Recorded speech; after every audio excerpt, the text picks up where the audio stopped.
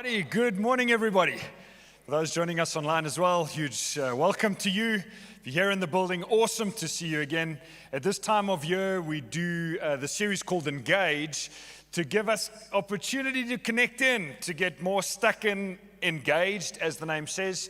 And so to give you a little bit of a roadmap, I'm going to be sharing from the story in the Old Testament, the story of Caleb, a very inspirational man.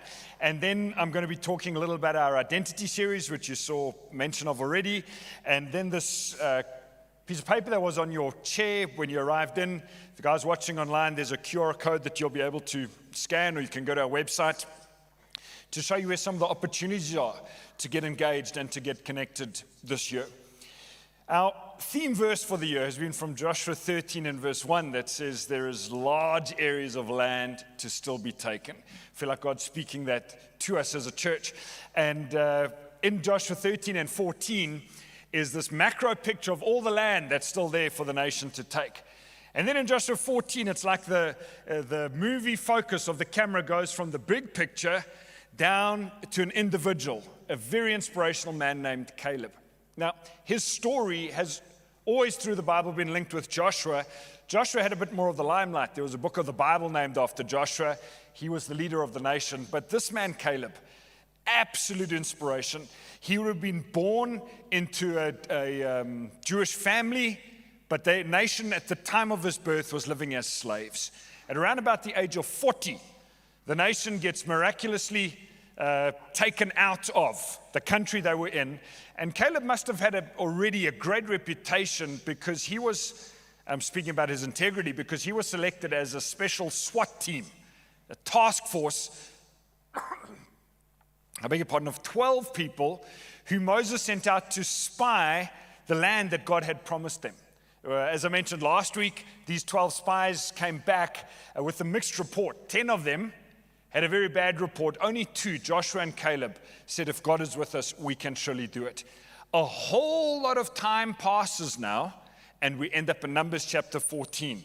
Listen to this, where we pick up the story now about Caleb again. Caleb said to Joshua, I was 40 years old when Moses, the servant of the Lord, sent me from Kadesh Barnea to explore the land all that time ago. And I brought him back a report according to my convictions.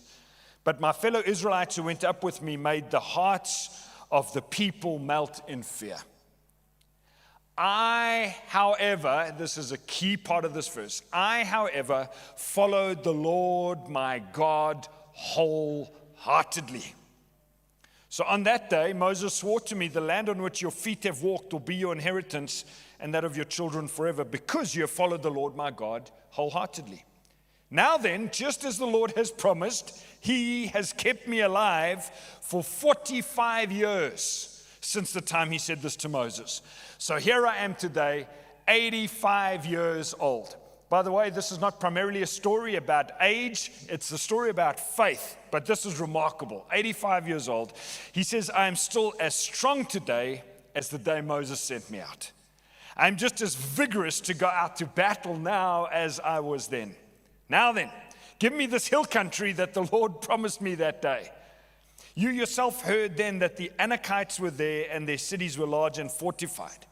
But the Lord helping me, I will drive them out just as he said. Then Joshua blessed Caleb and gave him Hebron as his inheritance. So Hebron, this town, has belonged to Caleb ever since because he followed the Lord, the God of Israel, wholeheartedly.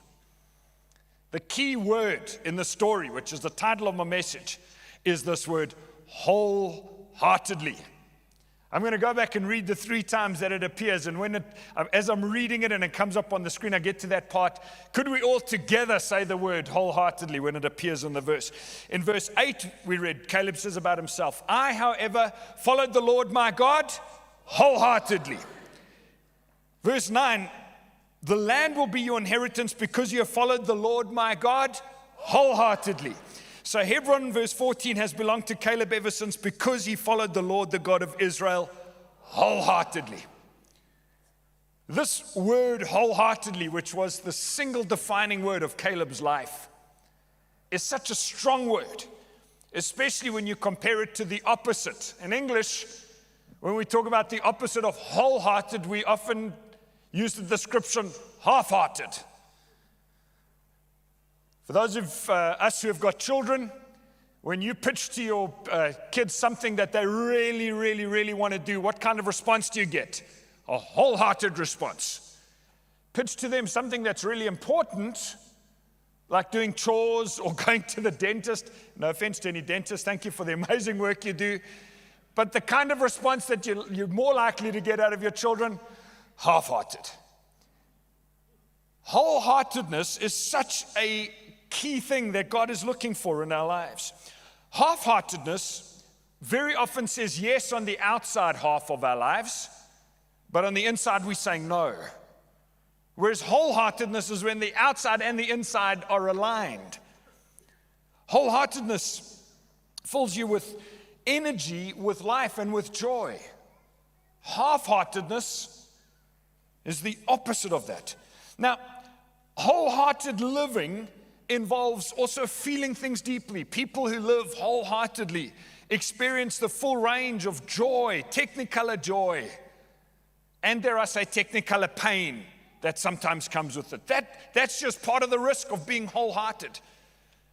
When I was a kid, the very first television we ever owned was this tiny little black and white screen, and we knew no better. We thought that was amazing. Until we went to our friend's house, who had a much bigger full-color television.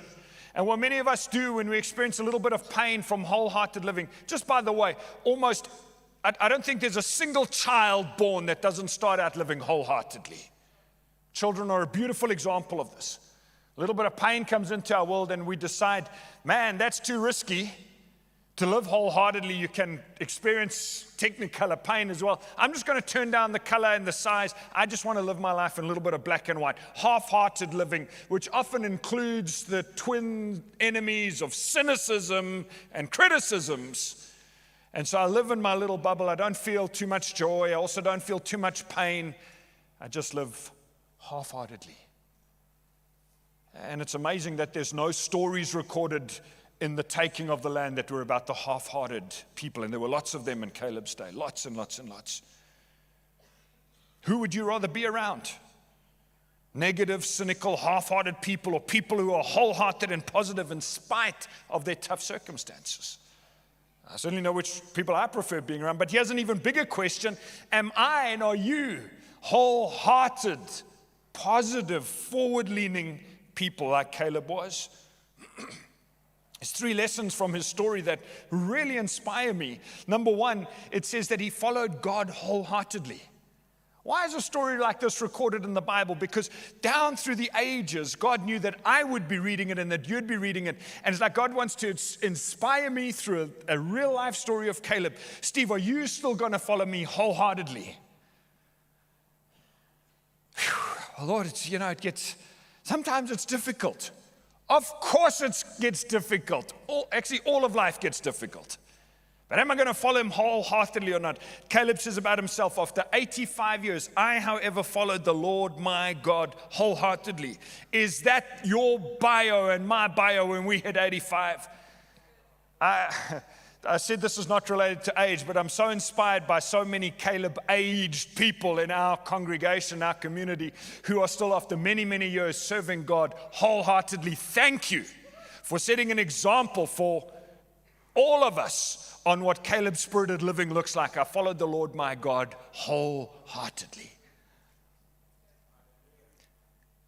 The other amazing thing about Caleb is that he stayed connected wholeheartedly. And I'll tell you why I say this is amazing. Caleb was part of a community of faith. Just by the way, throughout the Bible, God has always designed for his people to be part of a community of faith. And the Old Testament was a literal nation, the nation of Israel. New Testament, that is expanded to be the church of God. We were designed to be part of a community of faith. Now, if you were in Caleb's shoes, part of his community of faith, there could hardly have been a more faithless group of people than the community he was part of. They were renowned, that community, for moaning, groaning, grumbling, and complaining. The constant refrain of the Old Testament, speaking about the people at that time, God was angry with them because of their unbelief. Imagine trying to be a person of faith when the whole nation around you is half-hearted living. Now, Caleb goes in, he's asked, go and see what you see in the promised land. Age 40, him and Joshua, 10 other guys go off. They come back with their report. Caleb says, we can surely do it. All the other guys say, man, there are Anakites who live there. Oh, everyone trembles in fear because the Anakites were giants who are particularly ferocious. And we're going to die if we try and go near where the Anakites are.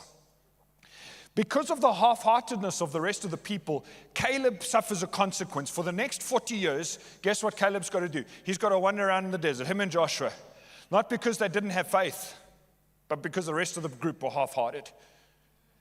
40 years go by, 45 years go by. How would you have responded if the community of faith you were part of for the next 40 years, God says, I'm going to do nothing spectacular through you. Just serve faithfully. Do you know where most of us get to? When we feel like we're not gelling with a community of faith, a local church somewhere, this is the thought that occurs, this bright idea. I would be better off alone, all by myself, serving God.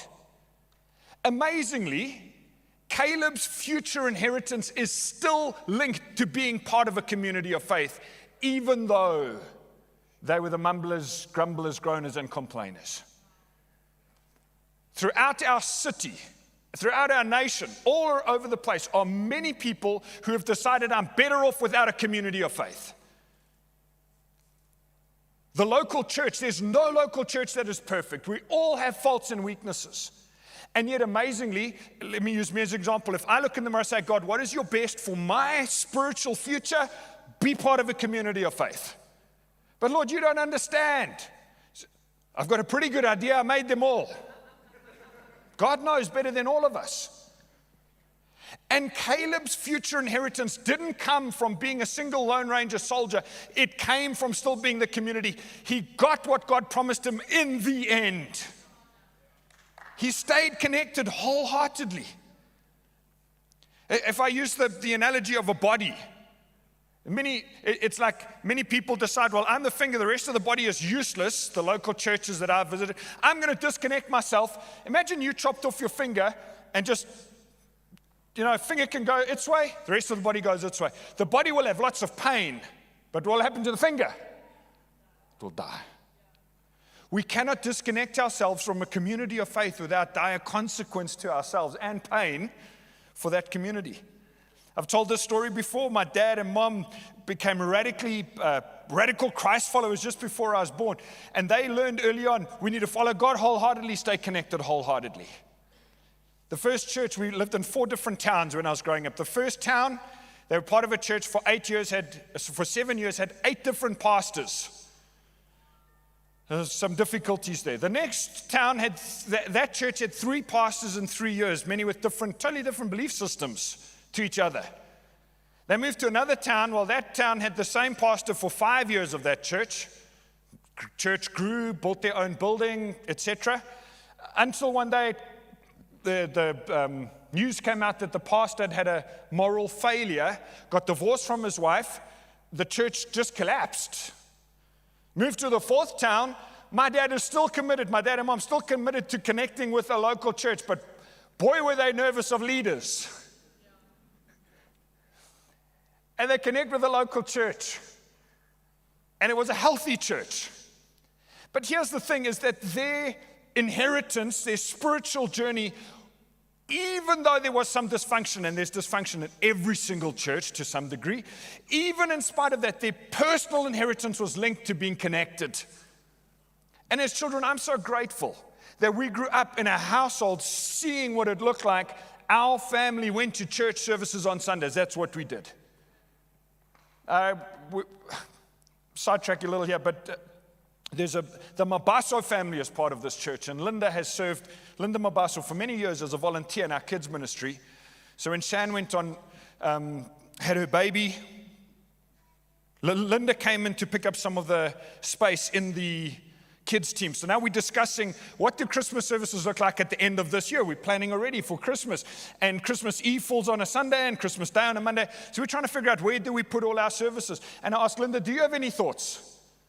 She says, well, whatever services are on a Sunday, no matter what day of the year, no matter the weather, our family goes to church on Sundays.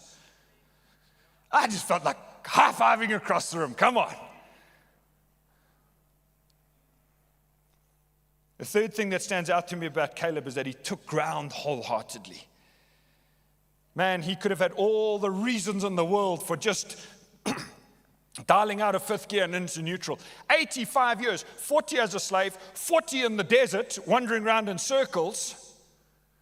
You could have excused him saying, man, God, I love you. I'm connected with your people, but man, no more battles for me. Thank you very much. I don't know how physically strong Caleb was. He was vigorous to go out to battle. But he arrives as an 85-year-old man, and he says, for the last 45 years, Joshua, I've stuck to the promises of God that I haven't seen yet, but today is the day. Will you give me that hill country? By the way, that hill country was some of the most challenging. They had taken a lot of ground all around there, but not there. Why? Because the Anakites lived there, the giants. And Joshua says, hey, be my guest. You go and take Hebron if you can. Now, here's the beautiful thing about Caleb's story is that his faith transferred into the next generation. He goes back to his people, and he says, the guy who's going to go and lead the battle together with me, he can have the hand of my daughter in marriage. Her name was Asa. I don't know how Asa felt about all of this, but I'm pretty sure that having watched a dad full of faith like that, it's basically her dad saying, I want my daughter to marry somebody who's also got ground-taking faith. And a guy named Othniel steps up, and he leads the charge, and they take down these Anakites. And Othniel wins the hand of Asa in marriage, Caleb's daughter. The Bible doesn't stop the story there. In another place it says later on, Asa, the daughter, Caleb's daughter, goes to her dad and says, remember, you've given me land in the desert. Maybe it was a wedding present that he gave them. She says, will you also give me springs with that land? Now, springs, that was asking for way more than gold and silver. Springs in the desert were really, really rare and really valuable. But what has she grown up seeing is a dad who year after year, day after day, keeps taking ground with faith. And she thinks, I want to make my dad proud. I'm going to ask him for ground. And it says, and Caleb gave her. My dad passed away, I think 7 years ago. My mother passed away 20 years ago. And I miss talking to both of them. And this is so often I think I would love to just thank them more. Because I know the tough and the bad and the good times that they went through. But I would love to say and thank them that the faith that they've had lives on in their 5 children. And it lives on in their grandchildren. And their nephews and nieces involved in different church activities. I don't have another chance in this life to say to them, thank you. They had no idea week in, week out, just building with faith. They had no idea of the multi-generational impact of their lives.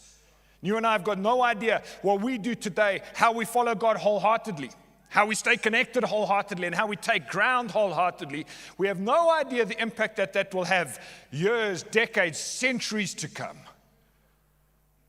Caleb's story from thousands of years ago still inspiring me today. Whew. This story has got so many applications, and I'd like to do 2, if I could say, practical applications related to what's coming up for us as a church. But it's not limited to these things. This for me is a verse for any one of us. Keep taking ground, keep taking land. The first thing I wanted to mention of what's coming up is our identity series. I am so excited for the start of this. We have every year, the last 6 or 7 years, mid-Feb to the end of March, done a 6-week series that has got more energy in it than any of our other series in the year. It's got 3 components, if you're new to CityHill. It's got 6 Sunday messages, because we're doing the series together. It's got 6 midweek videos that you do together with a group, and there's a group discussion. We do it in small groups. And thirdly, there's a workbook that you get that's got 36 devotionals, because we're doing the series individually. And the basis of the series is this, that when you and I put our faith in Christ, we don't just have a few cosmetic changes, we gain a whole new identity. And the list is very long. We're picking up on 5 major themes. I am a child of God, I am a servant, I am a saint, I am a citizen of heaven, and I am an ambassador of the Most High God. There's a whole lot of other themes we cover in the workbook as well. What can you do to get involved? I'm glad you asked. Firstly, most importantly, to invite a friend. I think it would be one of the most generous things that you and I could do is to get hold of a family member, a work colleague, a friend, somebody who's disconnected from church, maybe somebody who's gone from Technicolor, wholehearted living to something else, just to invite them for 6 weeks. It's not a difficult ask. Come and join me. What does it entail? There it is. Everything together in that workbook.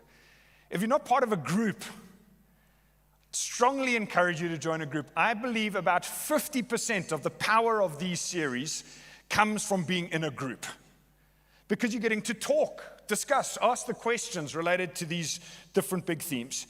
And then the third and final suggestion and invitation I'd like to put out is we're looking for dozens of people who would be wholehearted and willing to stick their hand up and say, I'm willing to lead an identity 6-week group. In order to qualify to lead a group, you basically need to be friendly, have 3 friends. You could probably do it with 2 as well, and an hour in a week. All the material is given to you. We're on a training next week, Tuesday the 7th. We'll fast that whole day. From when we wake up, we're going without food to remind our bodies that our hunger for Him is more important than our hunger for food. At 6 we eat, at 7 we pray. And then after that, we have a training for all the group leaders, all our existing life groups, all the new 6-week groups. We'll give you all the material. You don't need to know too much, even about the Bible, or just to be friendly and willing. We've had people run groups in schools, in their homes, in their workplaces. I'll show you where to sign up for those in a moment. But just to give you a little foretaste of the identity series, this little video clip our team put together.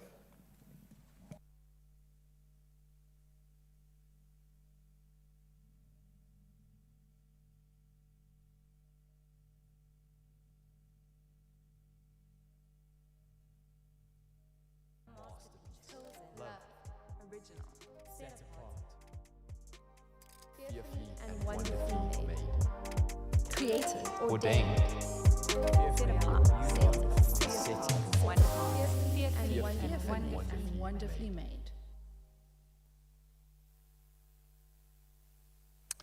Awesome.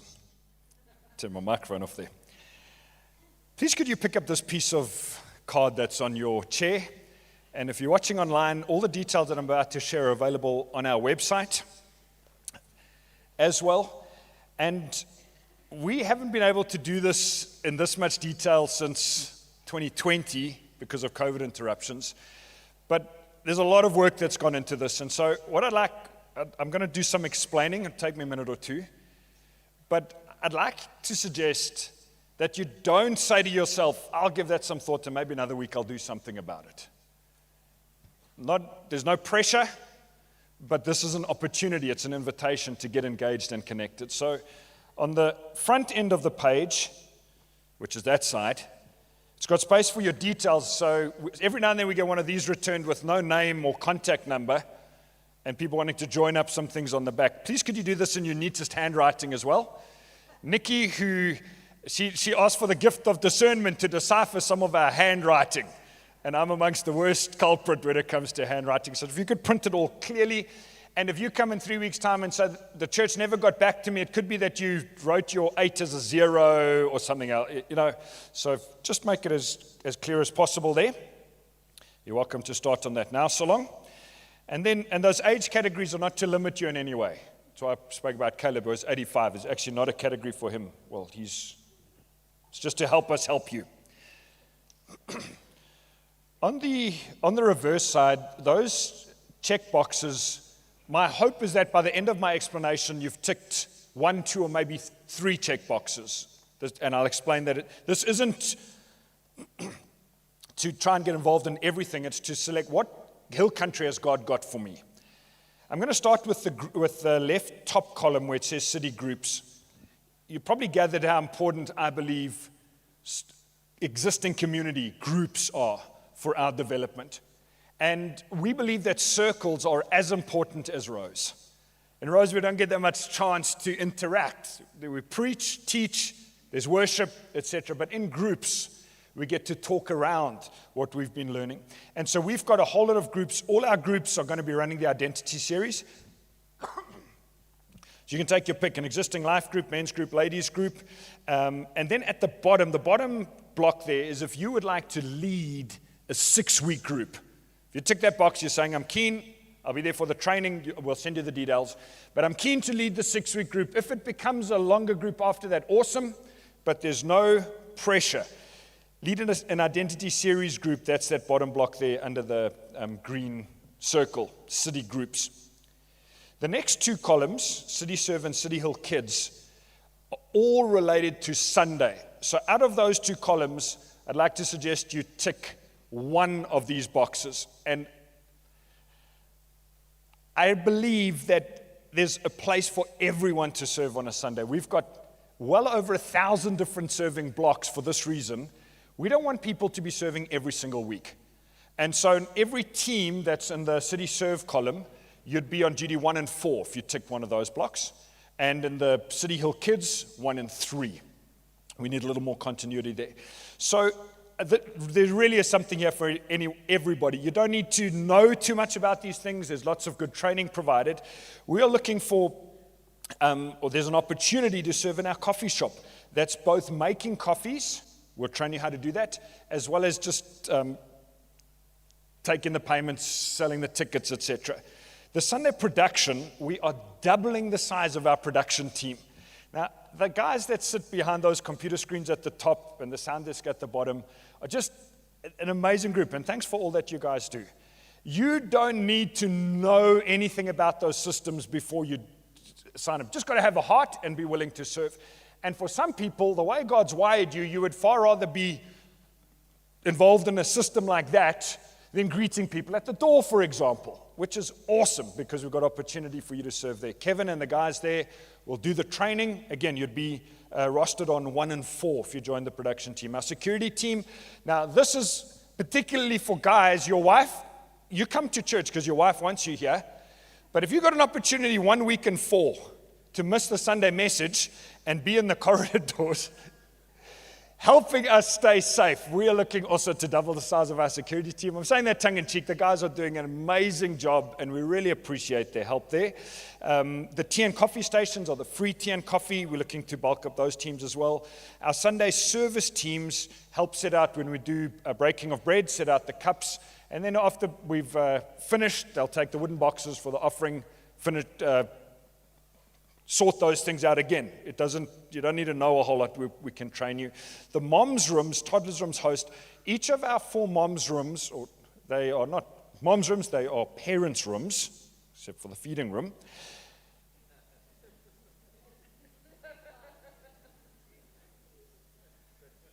Have got teams of 4 people per room that every Sunday there's somebody, 1 in 4, who hosts the room. I think moms that attend church with parents with little kids, babies in particular, that's some of the toughest church attending time of your life because it's just, we've got a team there to help. So if you'd like to be part of that team, please tick that box. Under CityHill Kids, boy, these guys, just thank you to everyone volunteering in CityHill Kids. In the top 4 blocks, that all relates to Sunday morning. Small group assistant, the check-in desk, a welcome host in the kids' meetings, or storytelling in the large group. We have got room for a whole lot more volunteers there, particularly in the age 2 to 3 age group and the grade 3s to 6s. If you are a parent, at our busiest parenting, we were so happy to come to church and just an hour free from our kids. Thank God that there's somebody looking after them and they can keep them the rest of the day if they like. But can I suggest that to serve 1 in 3 with your kids sets an example of faith for them, that I'm not just giving this over to somebody else. You don't, again, have a huge amount of gifting or skill, just a heart, and be willing to serve. And if you don't have children or your kids have left home, there's opportunity. We've got lots of availability there. Firehouse Youth, Friday nights, grade 5 to 7. Tash heads that up. We're looking for a few more guys to bulk up that team as well. Nation Changes on the right-hand side and City Hope beneath it. Those are midweek hours during working hours. The Nation Changes things, I don't have time to detail every one of them, but our Nation Changes team are doing incredible things changing our nation. At the end of the service, they've got a table set up at the back, and you can ask them details. This NEMA reading program, amazing. Adult literacy, that happens on site here. Clothing box, we've got 140 entrepreneurs that are part of this clothing box project. if you've got some time, an hour or two free midweek, and would like to change some people's lives, tick one of those boxes, or just go and take the paper to the table and say, which box is a good one for me? Under City Teach, you saw some of those courses promo during our video a little bit earlier. You can't attend these courses simultaneously because they run on the same night, so pick the one that fits you best. Pre-marriage, marriage enrichment, parenting, grief share, divorce care for kids, single and parenting. The bottom block there, wholeness course, is about how God's designed us to live whole, complete, fulfilled on the inside.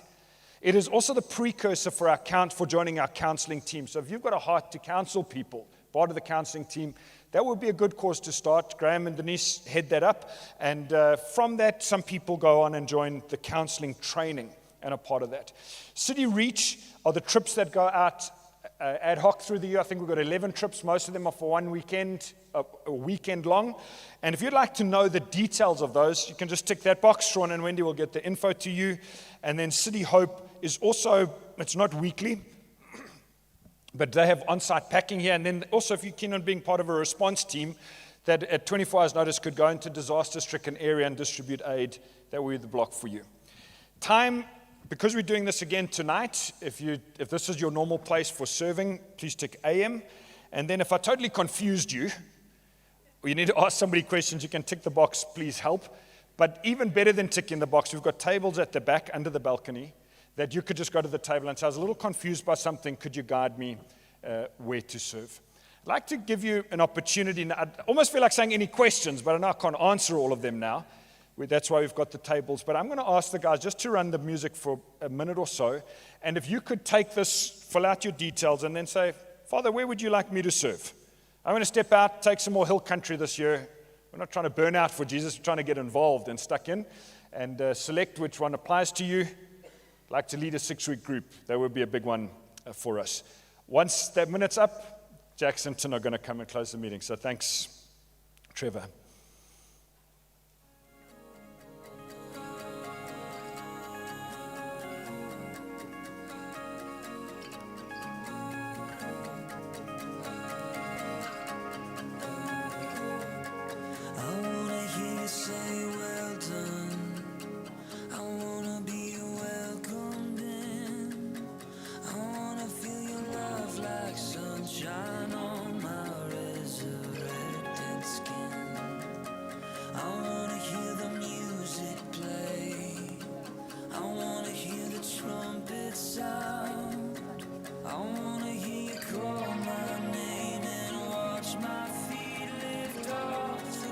Just before Jackson and Tim land the meeting, I forgot to tell you where to leave these forms. The big boxes on the way out. So very friendly people, you just drop your form in there.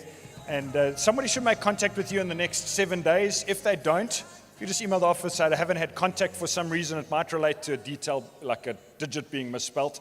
But we're really keen on getting every single person in our church serving somewhere, somehow. Thank you, guys. Over to you. Wonderful. Thank you, Steve. I had a conversation with a gentleman earlier who said to me, he woke up this morning and prayed a prayer saying, God, I love you, but I'm not sure that I can serve you wholeheartedly. I might just serve you half-heartedly going forward, and arrived at church this morning to that message. So God is speaking to us. Let's be known as a people who are wholehearted, and let's not be the finger that got lost. Just a reminder to all of our visitors, stop by that Connect station and grab your cappuccino voucher. Don't forget to fetch your kiddies on your way out, and we hope you have a wonderful Sunday.